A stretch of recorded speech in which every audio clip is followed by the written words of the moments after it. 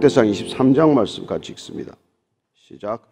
다윗이 나이가 많아 늙음에 아들 솔로몬을 이스라엘 왕으로 삼고 이스라엘 모든 방백과 제사장과 레위 사람을 모았더라. 레위 사람은 30세 이상으로 계수하니 모든 남자의 수가 38,000명인데 그중에 24,000명은 여호와의 성전의 일을 보살피는 자요 6,000명은 관원과 재판관이요 4,000명은 문지기요 4,000명은 그가 여호와께 찬송을 드리기 위하여 만든 악기로 찬송하는 자들이라. 다윗이 레위의 아들들을 게르손과 그앗과 므라리에 따라 각 반으로 나누었더라. 게르손 자손은 라단과 시므이라. 라단의 아들들은 우두머리 여히엘과 또 세담과 요엘 세 사람이요 시므이의 아들들은 슬로밋과 하시엘과 하란 세 사람이니 이는 라단의 우두머리들이며 또 시므이의 아들들은 야핫과 시나와 여우스와 브리아이니 이 네 사람도 시므이의 아들이라. 그 우두머리는 야핫이요 그 다음은 시사며 여우스와 브리아는 아들이 많지 아니하므로 그들과 한 조상의 가문으로 계수되었더라. 그앗의 아들들은 아므람과 이스알과 헤브론과 우스엘 네 사람이라. 아므람의 아들들은 아론과 모세이니 아론은 그 자손들과 함께 구별되어 몸을 성결하게 하여 영원토록 심히 거룩한 자가 되어 여호와 앞에 분향하고 섬기며 영원토록 그 이름으로 축복하게 되었느니라. 하나님의 사람 모세의 아들들은 레위 지파 중에 기록되었으니 모세의 아들은 게르솜과 엘리에셀이라.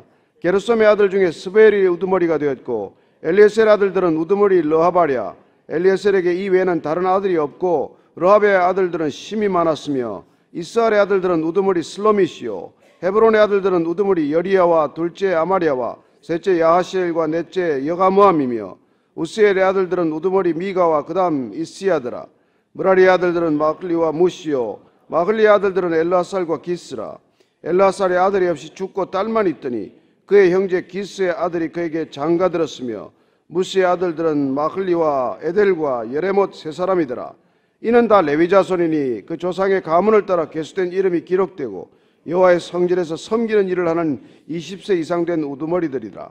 다윗이 이르기를 이스라엘 하나님 여호와께서 평강을 그의 백성에게 주시고 예루살렘에 영원히 거하시나니 레위 사람이 다시는 성막과 그 가운데에서 쓰는 모든 기구를 맬 필요가 없다 한지라. 다윗의 유언대로 레위 자손이 20세 이상으로 계수되었으니 그 직분은 아론의 자손을 도와 여호와의 성전과 뜰과 골방에서 섬기고 또 모든 성물을 성결하게 하는 일, 곧 하나님의 성전에서 섬기는 일과 또 진설병과 고운 가루의 소재물, 곧 무교전병이나 과자를 굽는 것이나 반죽하는 것이나 또 모든 저울과 자를 맡고 아침과 저녁마다 서서 여호와께 감사하고 찬송하며 또 안식일과 초하루와 절기의 모든 번제를 여호와께 드리되 그가 명령하신 규례에 정한 수요대로 항상 여호와 앞에 드리며 또 회막의 직무와 성소의 직무와 그들의 형제 아론 자손의 직무를 지켜 여호와의 성전에서 수종드는 것이더라. 아멘. 이런 본문을 읽으면은 걱정을 하는 분이 계세요. 목사가 설교를 어떻게 하려고 그러나 뭐 할 말이 없으면 그냥 본문만 2번 읽고 기도하면 됩니다. 억지로 뭘 찾으려고 하지 마십시오. 본문 가지고 계속 큐티하는 사람들이 좀 무리를 하는 경우가 많아요. 꼭 내게 무슨 말씀을 하시는 줄로 생각하는데 여러분 매일 하나님께서 여러분들 말씀하면 우리는 못 삽니다. 아브라함도 믿음의 길을 가다가 참 10년 단위로 한 번씩 말씀을 하니까 살지 매일같이 얘기하면 우리는 말씀을 준행할 도리가 없는 것이죠. 오늘 이 본문 말씀은 사실은 다윗이 말년에 한 일이에요. 순서로 보면은 28장, 29장 뒤에 나와도 무방한 말인데 먼저 이게 기록이 되어 있습니다만은 중요한 건 그거예요. 레위인들의 직무를 소상하게 세분하는 것입니다. 레위인들이 세워진다는 것은 대단히 중요한 일이에요. 한 나라가 세워지는 것은 정치, 경제, 사회, 문화적 조직만으로 되는 일이 아닙니다. 그래서 이 역대기라고 하는 이 기록의 목적이 중요한 것이죠. 그것은 왕권이 넘어가는 것보다 더 중요한 것은 성전이 바르게 세워지는 일, 곧 교회가 바로 서는 일, 곧 영성이 바로 자리 잡는 일, 그게 더 중요하다는 것입니다. 그래서 역대기는 솔로몬으로 왕위가 넘겨지는 이양 과정을 소상히 기록하고 있지 않습니다. 성전이 세워지는 일에 기록에 초점을 두고 있는 것이죠. 그리고 그 성전을 섬길 레위인들이 어떻게 세워져야 하느냐를 기록하는 데 초점을 두고 있는 책입니다. 우리에게 시사하고자 하는 바는 그런 뜻이죠. 그렇습니다. 우리 각자의 인생 가운데도 그렇습니다.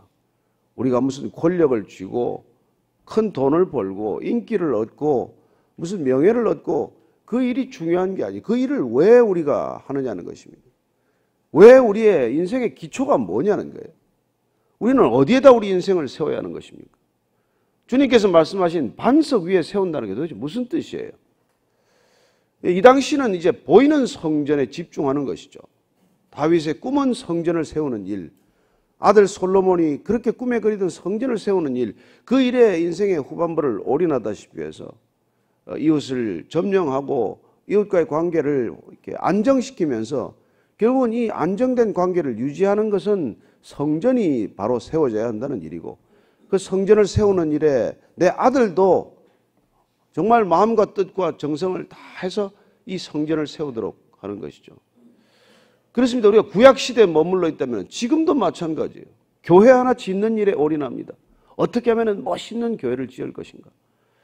제가 아는 교회는 그냥 그 교회 건축하는 그 도안 만드는 데만 해도 3년씩 온 해외를 헤집고 다니면서 그 건축사를 물색하고 건축주를 물색하라고, 그리고 몇 년간 헌금을 하고 끊임없이 그 건물 짓는 일에, 그렇게 보면 다윗 시대에 머물러 있는 것이죠. 어쨌건 그러나 우리가 구약을 알아야 되는 까닭은 성전을 짓기 위해서 어떤 마음과 태도로 준비를 하느냐, 그 태도를 우리가 배우는 것은 중요한 일이에요. 그러나 오늘 또 다윗이 그 성전을 짓는 모든 그림을 그려가는 가운데, 그러면 성전을, 세워진 성전, 건물로 드러난 성전, 그 성전을 누가 섬길 것입니까? 소위 말해서 하드웨어는 구상이 됐는데 소프트웨어는 누가 구상을 해야 돼요? 여러분, 중요한 것은 무엇입니까? PC입니까? 안에 PC에서 작동하는 프로그램입니까? 늘 소프트웨어 아니에요. 그 하드웨어라는 건 껍질 아닙니까? 거기에 도스, 요새는 뭐 도스를 안 쓰지만 그 운영 시스템이 안 깔리고, 그리고 거기에 프로그램이 없고 앱이 없으면 무슨 소용이 있냐고요. 그렇습니다. 건물 안에 들어있는 인간이 하나님을 잊어버리면 그 건물이 도대체 누구를 위한 건물이 되겠습니까? 우리의 항상 신앙의 초점은 우리 내면에 맞춰져야 하는 것처럼, 이 다윗 성전을, 큰 성전을 지어놓고 예루살렘 성전을 지어놓고 그 성전을 운영하는, 그 성전을 섬겨나가야 할 레위 지파가 제대로 세워지지 않으면 그게 다 무슨 소용이겠어요. 그래서 다윗이 건물을 위해서 뭐 도네이션하고 뭐 모든 거 뭐 금 10만 달란트, 은 100만 달란트, 무수한 철과 놋을 다 쌓아놓고 나서 가만 생각하니까 큰일 아니에요. 짓고 나서 이걸 레위인들이 정신 차리고 섬기지 않으면 허사인데, 다 모든 게 헛된 일인데. 그래서 오늘 이 가문별로 전부 이제 직무를 세분화하는 것이죠. 그래서 이 이름을 한번 더 읽자 그러면 여러분들 쥐가 날 것 같아서 뭐 그런 무리한 요구는 안 하겠습니다만은, 어쨌든 그들에게 이렇게 소상하게 직무를 분담하는 거예요. 자, 그러면 직무를 분담하면 여러분 어떻게 했습니까? 불만이 안 생기겠어요?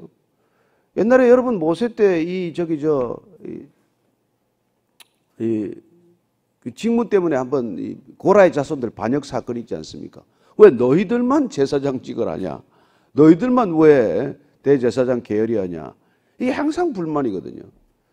그래서 이 지금 다윗도 오늘 이걸 보면은 전부 이 일을 이제 나누게 된단 말이에요. 찬양하는 사람. 우선 개수했더니 38,000명이나 이제 전부 다 이제 소상히 파악을 해가지고 이 사람들이 어떤 일을 어떻게 해야 될지를 나누어 주는 거예요. 어떻게 보면 이게 굉장히 중요한 일입니다, 사실. 건물 짓는 일보다 이게 더 중요한 일이에요. 그렇습니다. 우리가 아이들 학교도 보내고 뭐 결혼도 시키고 뭐 아이들 직장도 보내고 다 하지만은, 그러나 그 인생의 전 과정이 어떤 목적을 위해서 가는 겁니까? 뭐 때문에 공부시킵니까? 뭐 때문에 취직을 시킵니까? 결혼은 왜 하는 겁니까? 도대체 자식은 왜 낳는 겁니까? 우리가 늘 그 본질적인 질문이 이렇게 흐려지면은 인생 다 살았다고 보지만 나중에 가면은 아무것도 남는 거 없어요. 인생 허사입니다.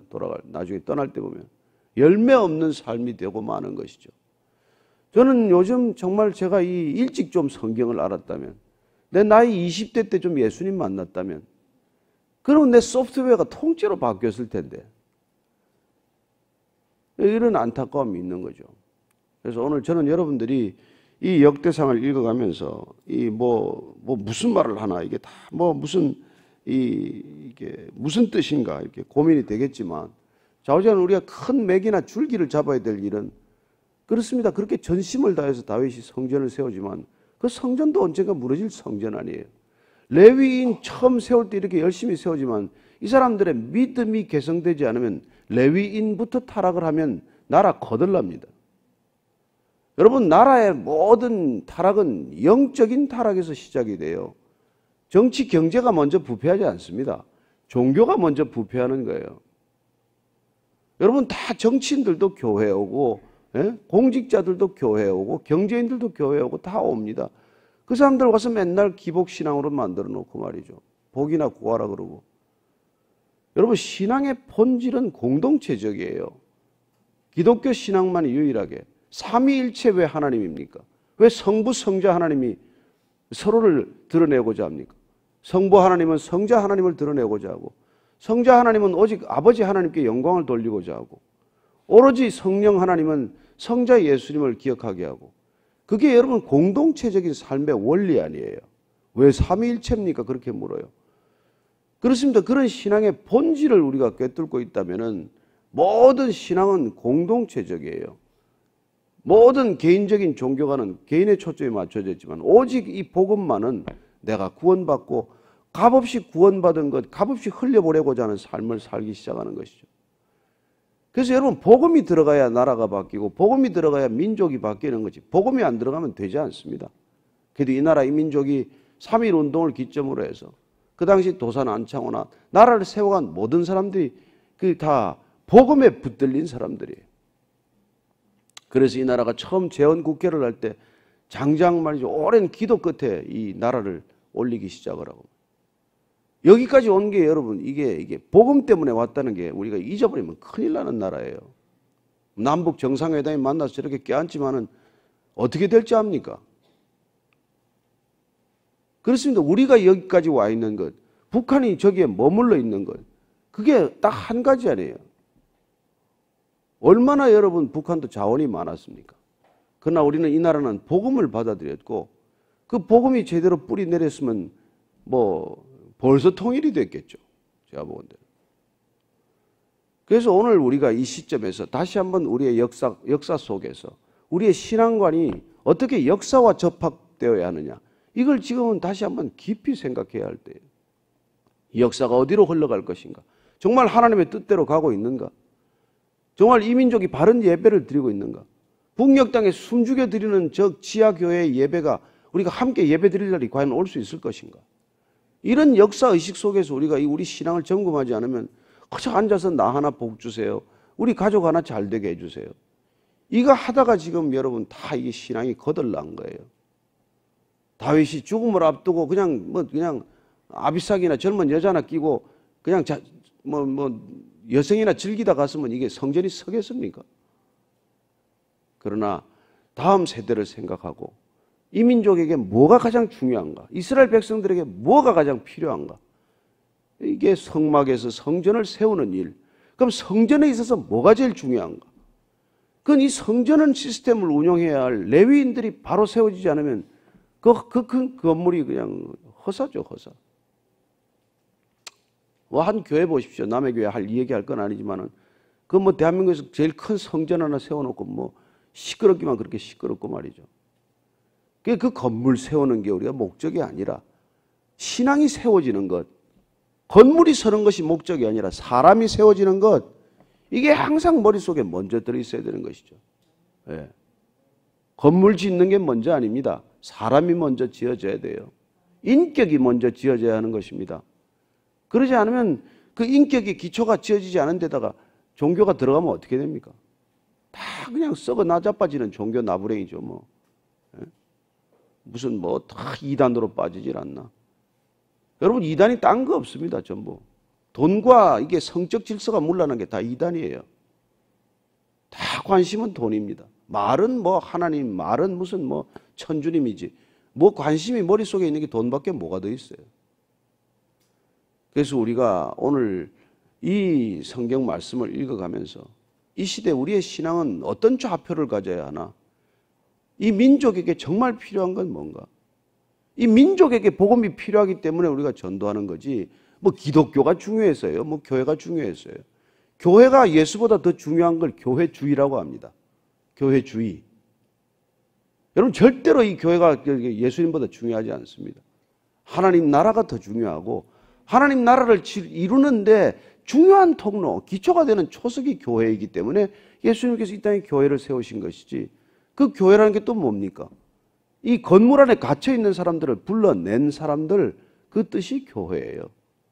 제도 속에 머물러 있는 사람, 종교 속에 함몰된 사람, 하나님의 이름을 빌어서 나를 추구하는 그 집단들로부터 불러낸 사람, 그렇게 반듯하게 세운 사람, 그 사람들의 이름, 그 이름이 교회예요, 교회.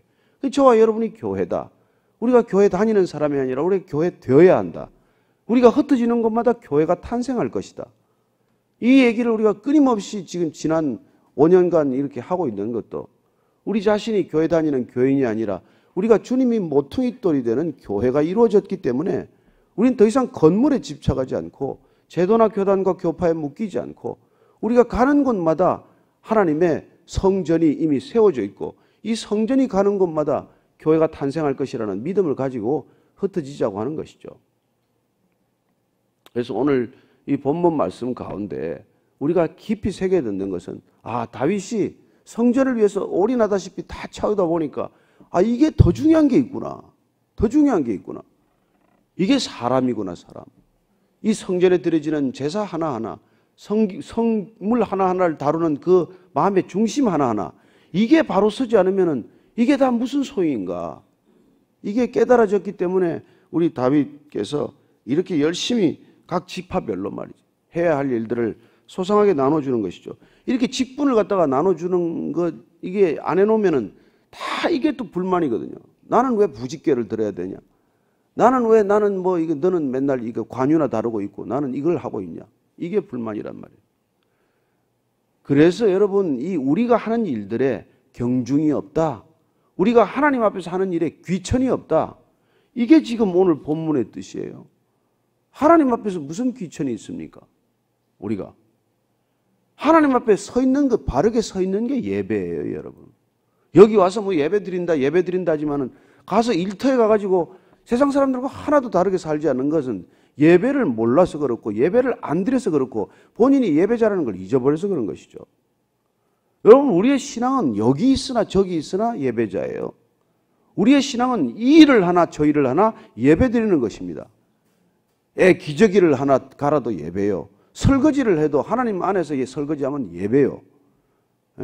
하다못해 아침 8시 출근해서 말이죠. 무슨 일이든 그 일을 하나님 앞에서 하고 있으면 예배고 그냥 인간 앞에서 하고 있으면 그냥 일이에요, 일.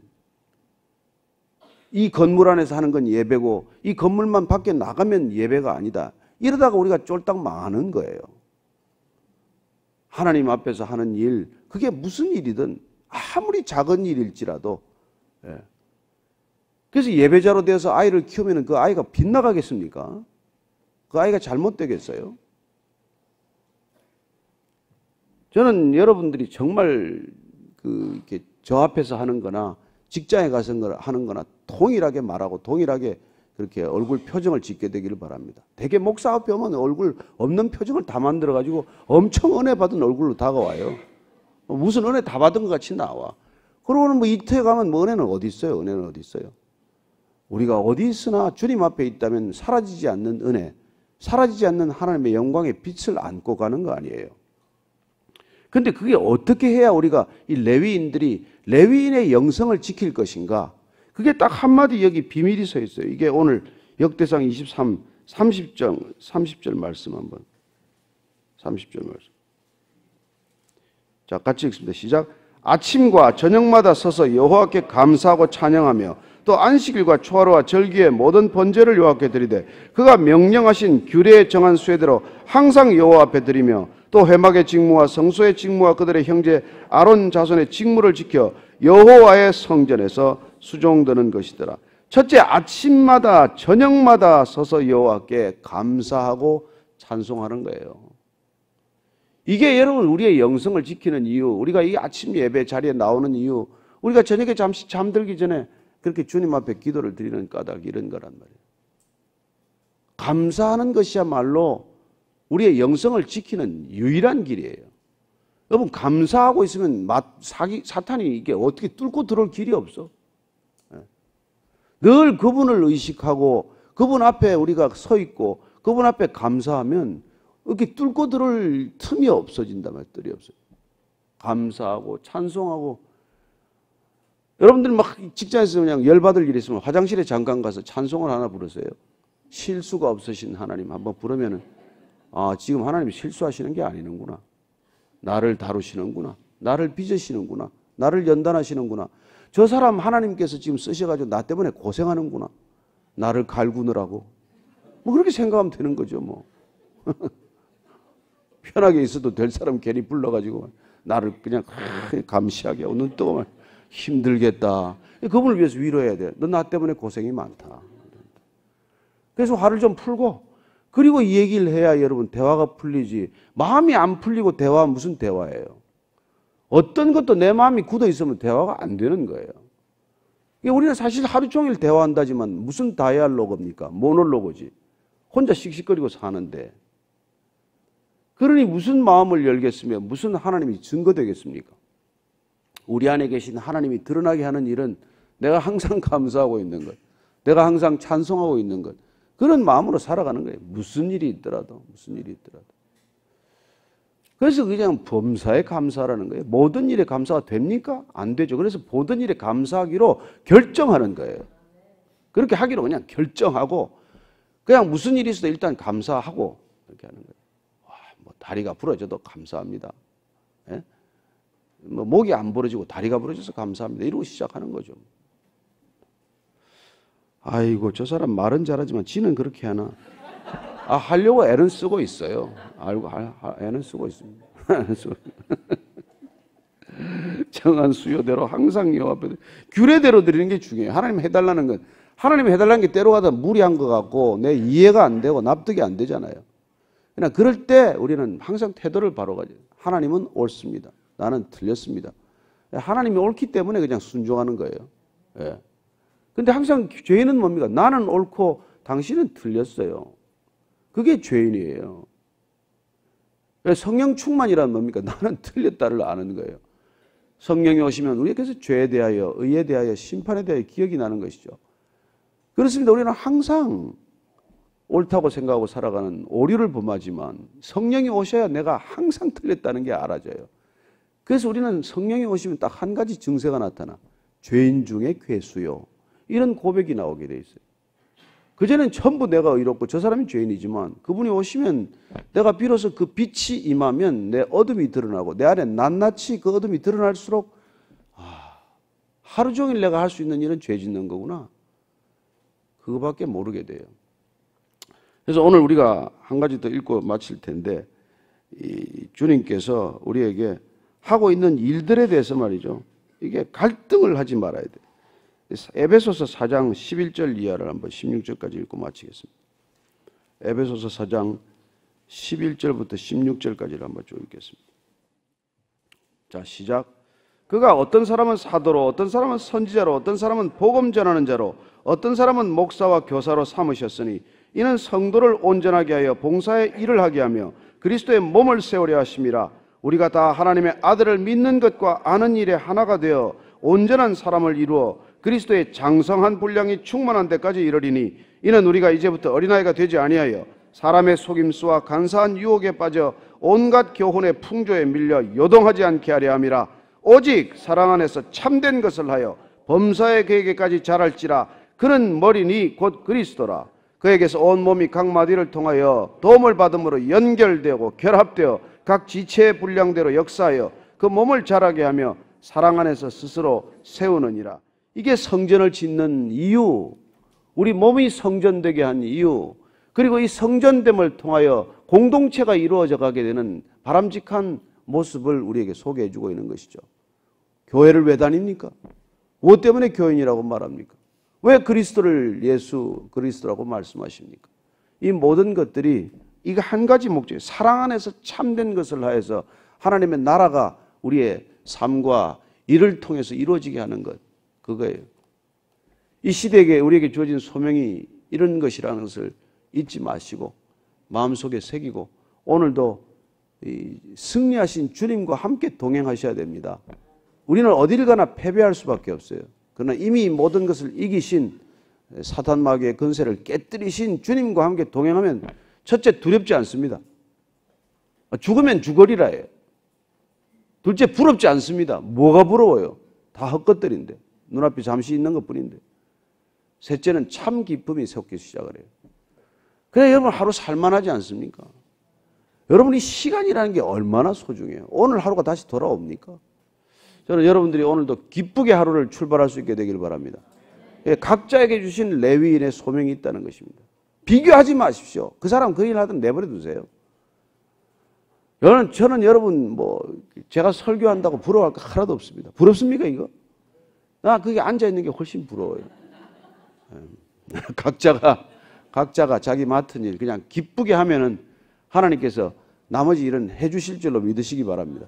오늘 나라와 민족이 지금 정말 역사적인 사건을 이루어간다고 이렇게 애들 쓰고 있는데 정말 참된 평화가 이 땅 가운데 주님 없이는 안 이루어집니다.